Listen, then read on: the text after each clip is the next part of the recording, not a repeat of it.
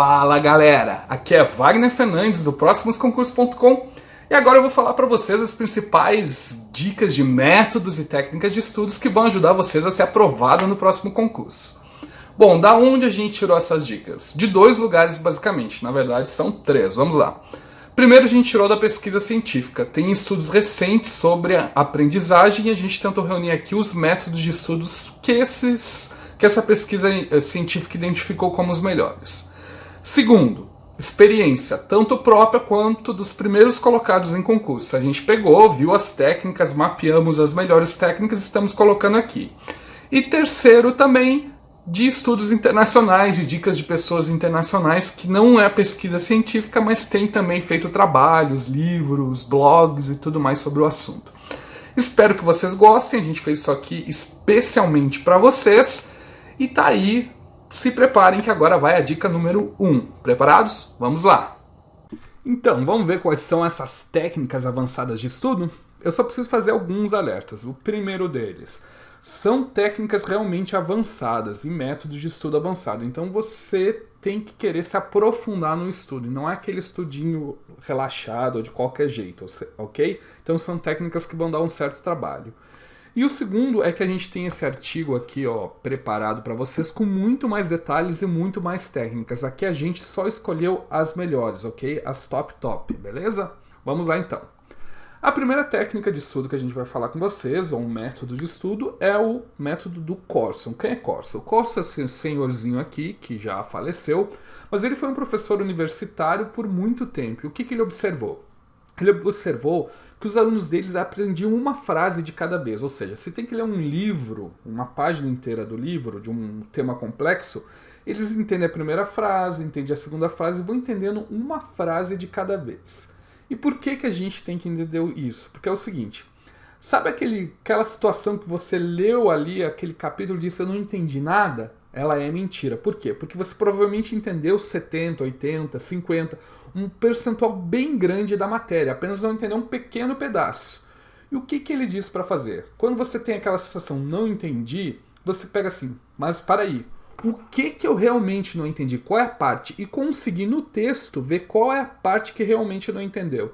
Então você vai lá, essa parte eu entendi, essa parte eu entendi. Ah, tá aqui o que eu não entendi, aqui embaixo eu entendi tudo. Então se você conseguir apontar realmente qual a parte que não entendeu, vai facilitar o seu aprendizado. E mais importante ainda, quando você estiver aqui por um fórum de dúvidas ou direto falar com um professor ou um colega para tirar dúvida, você vai conseguir apontar diretamente qual a dificuldade e vai conseguir ter uma resposta mais precisa, vai economizar o seu tempo, vai economizar o tempo do outro, vai ter um aprendizado mais profundo. É uma técnica simples, mas é muito importante. A maioria das pessoas cai naquele mesmismo de putz, não entendi nada. Não é isso. Dá uma olhadinha, reconhece qual é o problema, vai lá, aponta e tenta descobrir o que não entendeu, ok? Tá aí a técnica número 1, vamos para a técnica número 2. A técnica número 2 teve um estudo internacional de uma revista de psicologia, depois a gente vai ver mais, vai falar um pouquinho mais sobre ele, que chegou à seguinte conclusão. Bom, você precisa estudar uma matéria por intervalo de tempo ela de forma repetida. O que isso significa na prática? Você não deve estudar toda a matéria próxima ao edital, e você também não deve estudar uma matéria de cada vez, parar com ela e nunca mais ver. Então o que ela descobriu? Que você precisa estudar ao longo do tempo e não num bloco só. Mais ou menos isso para vocês entenderem, ok? E a gente precisa dividir o estudo da seguinte forma. Isso eu sei e isso eu não sei. Aquilo que eu não sei, eu repito o estudo em intervalos cada vez melhor. Aquilo que eu sei, eu deixo intervalos maiores para repetir o estudo e aquilo que eu não sei, eu faço intervalos menores. Ou seja, vou vendo aquilo que eu não sei mais repetidamente. E o que eu acho importante isso? Você utilizar isso para revisão. Então, se você vai revisar, divide sei muito, não sei muito, sei pouco, ok? Isso é muito importante para dividir o intervalo de estudo que você vai fazer. Ela é uma das melhores técnicas de estudo porque você vai estar toda hora vendo constantemente a matéria. Eu recomendo utilizar ela com um cronograma de estudo, um ciclo de estudo, que a gente já tem um vídeo sobre isso, você pode ver na descrição. Tem tudo com um pouco mais de detalhe, e é importante você não estudar só depois do edital e não estudar uma matéria de vez, e aqui é a ênfase. a revisão constante. É isso que vai ajudar e é isso que essa técnica mostrou que vai turbinar aí o seu estudo. É uma técnica ela é um pouquinho complicada de esquematizar, mas a gente tem algumas sugestões.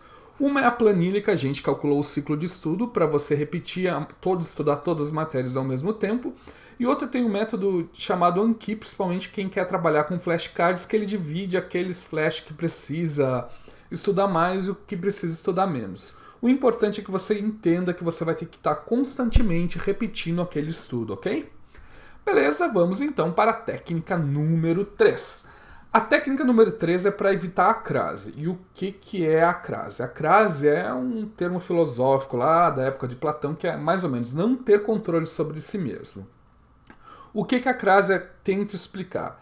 Por que a gente não estuda quando tem que estudar? Por que a gente come demais sabendo que aquilo faz mal? Ou fuma sabendo que aquilo faz mal? Por que a gente não tem controle sobre nós mesmos e fazemos o que temos que fazer? Então, o que a crase percebeu é que a gente costuma fazer muitas coisas que a gente não consegue controlar. E tem outro termo que tem um pouco relacionado, que é o Physioeconomics em inglês, mas é mais ou menos o seguinte: foram alguns estudos que fizeram com crianças e tudo mais, que a gente não dá importância para eventos de longo prazo. O que isso quer dizer? Que o estudo, o concurso, o Enem, seja qual for o seu estudo, vai demorar para chegar. E você muitas vezes tenta procrastinar as coisas porque é uma coisa que vai demorar, então você acaba não dando importância. O que um estudo fizeram? Deram doces para as crianças e disseram: você pode comer um agora ou 3 daqui a 15 minutos. A maioria comeu um doce agora porque a gente quer coisas imediatas. Então, como é que a gente soluciona todo esse problema da crase, da gente não ter controle sobre nós mesmos, da gente não dar importância para eventos de longo prazo, como uma prova, um vestibular e tudo mais? A gente precisa de duas coisas: uma ferramenta de comprometimento e um prêmio de compensação pequeno o tempo todo. O que seriam ferramentas de comprometimento? São aplicativos, sites e tudo mais que conseguem controlar a sua produtividade. Eu tenho o Beeminder, tem outros depois que a gente vai falar. E lá no nosso site a gente tem com um pouco mais detalhes. E o que é o prêmio de compensação? É tipo assim: olha, eu vou estudar aqui essa matéria, mas depois eu vou ver um vídeo engraçado no YouTube, vou ver Game of Thrones, vou fazer qualquer coisa que me dá diversão. Ou seja, você toda hora, depois de fazer aquela coisa que talvez seja um pouco mais cansativa, você se dá pequenas compensações. Se a gente coloca balinhas no livro, conforme vai lendo, vai comendo aquela balinha, cuidado para não ficar obeso fazendo isso, mas tem vários métodos que você pode fazer para evitar a crase, ok? Vamos então ver aqui, ó, o Beeminder, esse aplicativo, você precisa entender inglês, ele é meio complicadinho assim, mas ele faz todo um controle. Se você não fizer as coisas, você vai ter que pagar $5 para eles. É uma coisa mexendo no bolso, talvez você tenha um pouco mais interesse de controlar o seu estudo. Tem também o Abitica, ou Abitica, eu não sei como é que se fala, é um RPG, que você, conforme você vai fazendo as suas tarefas, você vai ganhando pontuação. É bem legal também, tá aí o link na descrição, ok? Bom, vamos a quarto método de estudo ou técnica de estudo. É o Pomodoro avançado. Primeiro, você tem que entender o que é o Pomodoro. O Pomodoro é uma técnica de administração do tempo que você fica se dedicando a uma tarefa em 25 minutos somente àquela tarefa e depois tem pequenos intervalos de 5 a 10 minutos. A gente tem todo um artigo sobre o Pomodoro, depois dá uma olhadinha na descrição que tem o link. Mas é importante que provavelmente você já sabe o que é Pomodoro, mas é importante que você saiba que você pode alterar os intervalos do Pomodoro. Em vez de fazer 25 minutos, faz 45 minutos e vê se a sua produtividade aumentou. Em vez de fazer intervalos de 5 minutos, faz de 10. Você pode alterar os Pomodoros para conseguir ver como que se adapta ao seu corpo, à sua realidade. Isso é muito importante. É a segunda alteração importante no Pomodoro é você ter um papel e anotar todas as interrupções e distrações e tarefas e tudo mais, para com o tempo você conseguir monitorar isso antes de chegar a hora de fazer a tarefa. Eu vou dar um exemplo. Olha, tocou o telefone, anotei, ou minha mãe me chamou, ou minha esposa me chamou, qualquer coisa. Você anota e com o tempo você tenta evitar essas distrações. Oh, fui no Facebook, vou desligar a internet enquanto estudo. Qualquer coisa assim, você precisa ter esse controle, ok? Bom, nosso quinto método de estudo, eu vou tentar explicar ele de uma maneira bem fácil. É o seguinte: a gente tem dois tipos de pensamento: o pensamento difuso e o pensamento focado. O que é o pensamento focado? É aquele pensamento para resolver problema, que você fica pensando só numa tarefa e parece que o resto do seu cérebro, pelo menos conscientemente, se desliga. Tipo, vou resolver isso, vou resolver isso, vou resolver isso. Ele é importante. E o que é o pensamento difuso? É aquele pensamento criativo, que conecta ideias, que viaja, que faz relações malucas, que conecta todo o teu cérebro de uma maneira mais harmônica. É importante quando você estiver estudando que você entenda esses dois pensamentos para poder harmonizar no seu estudo. E quando que você vai utilizar cada um? Bom, primeiro, o pensamento difuso quando você estiver aprendendo um trabalho novo, aprendendo algo novo. Então, se você estiver aprendendo, tenta conectar ideias, utiliza a criatividade, desenha, rabisca, faz de tudo para o cérebro ter aquela liberdade de fazer conexões. O pensamento focado você utiliza mais na fase de revisão, na fase de fazer exercício, que daí você já tem uma bagagem daquilo, ele é mais objetivo para isso, para a hora da prova mesmo. E aqui está um famoso jogador de xadrez aqui, o Magnus Carlsen, não sei falar o nome dele, Carlsen, e ele lutou com o Garry Kasparov, também não sei se está correto o nome. E o que se observou ele jogou. E o que se observou na partida que eles jogaram é que ele ficava toda hora viajando, passeando, indo no meio das mesas. O que se faz era o seguinte, ele não estava pensando só com pensamento focado. Para jogar xadrez e ganhar, ele tinha apenas 13 anos nessa época, de um grande jogador mundial, ele usou o pensamento difuso, criativo, foi lá, pensou em outras coisas, relaxou e tudo mais. Então, o que você tem que fazer? Você tem que aprender a balancear isso aí, tanto o pensamento difuso como o pensamento focado quando estiver se preparando para o concurso, principalmente quando estiver aprendendo e fazendo as revisões, ok? Vamos para a próxima? Sim, exercícios.